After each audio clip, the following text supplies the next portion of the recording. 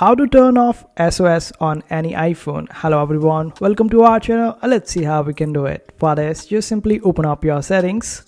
In your settings, scroll down and search for this particular option, which is emergency SOS. Simply open it up and make sure that you turn off these options, and after that it should be working quite fine. If the problems is still there, just simply open up your side window and get your iPhone in airplane mode for at least 1 minute. After that, turn off the airplane mode and it should be working quite fine.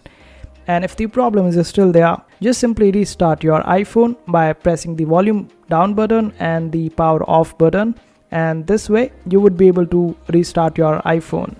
And if the problem is still there even after that, just simply visit the Apple Store and contact them. And this is how you do it.